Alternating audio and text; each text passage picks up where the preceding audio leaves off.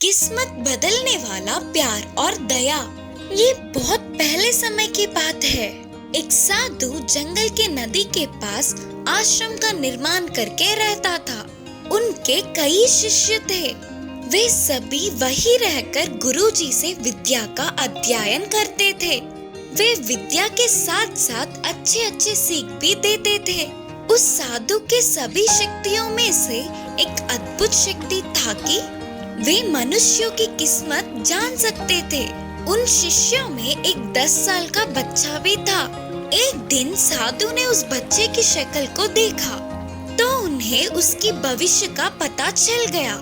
उस बच्चे की आयुष्य पूरा होने को था और बस कुछ ही दिनों में वह मरने वाला था। गुरुजी को उस बच्चे को देखकर बहुत दुख हो रहा था। वह बहुत ही अच्छा बच्चा था। ऊपर से सब कुछ एक ही बार में याद करने वाला था। न जाने क्यों अच्छे को ही वह भगवान जल्दी अपने पास बुला लेता है करके सोचता हुआ अंदर ही अंदर रोने लगा। मरने से पहले वह बच्चा अपने माँ बाप के पास होगा तो ठीक होगा करके उन्हें लगा। इसीलिए साधु ने उस बच्चे को बुलाकर कहा, बेटा अब थोड़े दिनों के लिए छुट्टी लेकर अपने घर जाओ। जितने चाहे उतने दिन अपने माता पिता के साथ खुशी से बिताना। वापस आने की कोई जल्दबाजी मत करना करके समझाते हुए घर भेजा। विद्या को बीच में छोड़ के जाना नापसंद होने पर भी गुरुजी के कहने पर उन्हें ना बोल पाते हुए बच्चा घर लौटने लगा। रोज रोज भारी हो रहे थे। शिष्यों को विद्या बोध करने पर भी वह साधु उसी बच्चे को याद कर कर दुखी होते थे। गुरुजी में आए हुए इस परिवर्तन को शिष्यों ने ध्यान दिया पर उन्हें कुछ पता नहीं चल पाया। ऐसे 3 महीने बीत गए। गुरुजी ने सोचा कि वह बच्चा तो मर गया होगा। अचानक एक दिन साधु पहाड़ी पे बैठकर नीचे देख के चौंक गए क्योंकि वह बच्चा वापस आश्रम आता दिखा।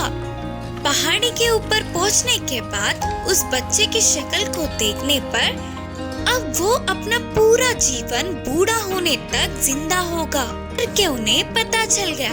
क्या ये संभव है? क्या करने पर इसकी किस्मत इतनी बदल गई करके सोचते हुए आश्चर्य हुए और पूछा, बेटा तेरे इधर से जाने के बाद क्या क्या हुआ पूरा बताना करके अपने शिष्य से पूछे।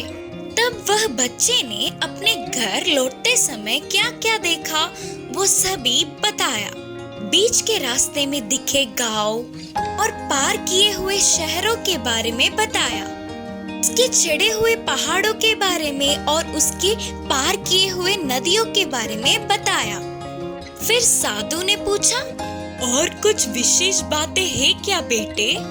फिर शिष्य ने याद करते हुए कहा, एक बार मुझे एक तालाब को पार करना था गुरुजी।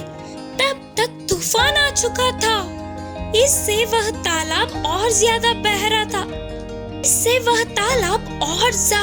रहा था।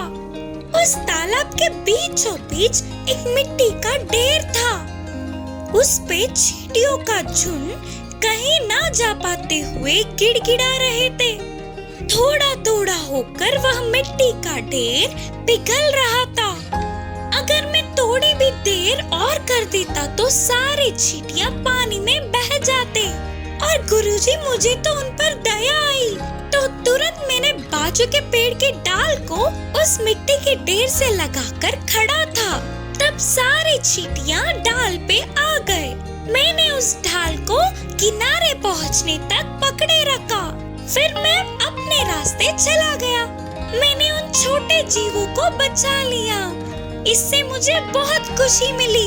तब साधु सोच रहे थे कि अच्छा तो ये कारण है, इसीलिए देव देवताओं ने इसका आयुष्य बढ़ाया करके साधु समझ गए। इस कहानी से यह शिक्षा मिलती है कि हमारी किस्मत हमारे हाथों में ही होती है।